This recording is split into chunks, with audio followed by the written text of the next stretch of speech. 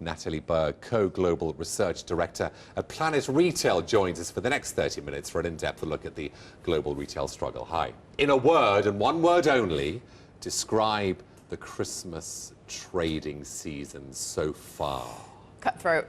Cutthroat? Yeah, Elaborate. Well, it's been a challenge. It's no secret it's been a challenge. You know, high street retailers have been feeling the pinch all year, and a lot of retailers are really, feeling very anxious that Christmas will come through, people will loosen up their purse strings and spend. But as we've seen, the latest ONS data shows us that sales were actually down in November, both in volume terms and in value terms, which means people are still holding out, despite the fact that there's tons of discounts out there on the high street. How do we compare on a discounting front to previous years? Because I gather we're at the highest level for a number of years, aren't we? Since 2008. Yeah. It's really challenging out there. So retailers, I think what you need to bear in mind is that the market is broadly flat. So for a number of retailers, the only way that they will grow is to steal share from the competition. So when you combine that with the fact that consumer spending is extremely subdued, it's fiercely competitive. So retailers have been forced to discount extra early this year. Who are the biggest discounters out there who are labelled as the prime discounters? Well, Debenhams is one of the worst offenders. Although that said, I think Debenhams will do well this Christmas for various reasons. But they launched their 40% off sale, very early as well. And normally you see around 25% off, but they've kind of moved that up. And I think across the board, a lot of the clothing retailers have struggled because it's been unseasonably warm. Yeah. October, November. Yeah. So they've had to shift that stock. Gap and Arcadia. Gap and Arcadia group as well. The problem with discounting is that it sort of takes away the effect from the January sales, doesn't it? Is that a big worry? It is a worry. I think, when Christmas is over, I think people will be, shutting their wallets and, spending will pretty much come to a halt. A lot of retailers, look to sort of the Boxing Day sales and the January sales to shift that excess stock, but because they've been discounting for the past 6 weeks, it really dilutes the whole appeal of Boxing Day. And of course, last year we had the VAT increase, didn't we, in January? So retailers could go, come and buy before the VAT hike. This year, they haven't got the enticement consumers. That's right. Yeah, a lot of retailers last year absorbed the cost of VAT. They used it as a marketing vehicle to stimulate spending throughout what is usually a very slow month of January.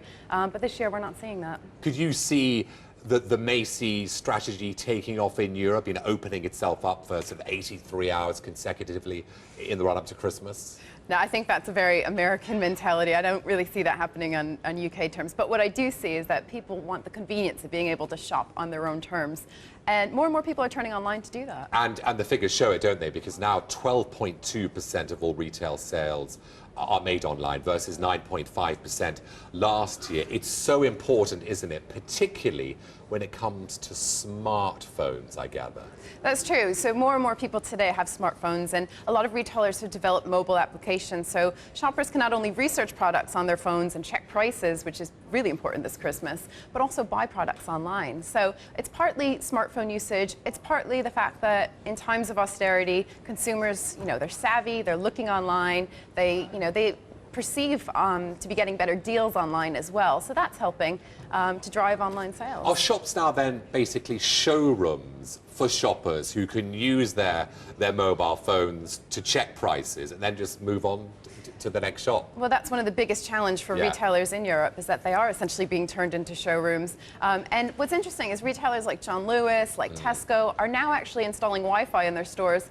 And some people say, that's a real risk because people can easily check prices. But I think the fact is that physical retailers need to really create a compelling in-store environment. I think we're going to see more focus on customer service, exclusive products, because they really have to differentiate from the online channel. Natalie, stay there. Who are going to be the winners?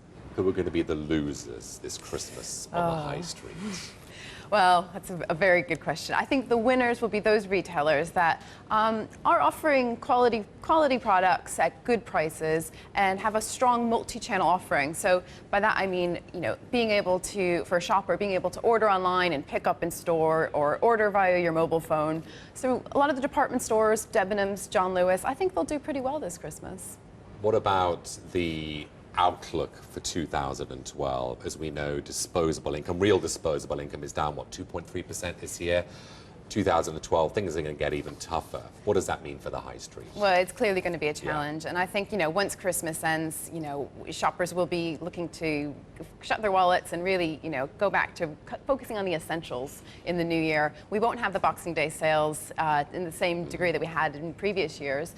And as you said, wage growth isn't keeping up with the rate of inflation. Disposable income is down. And that's, we're still in a consumer recession, and that's not likely to improve. Will there be further casualties? Absolutely. And some big name casualties, possibly. There could be. There's a lot of retailers that are just getting by the skin of their teeth. And, weak demand and rising costs, it's a very challenging environment. Natalie, thanks for joining us today. Natalie Berg there from Planet Retail.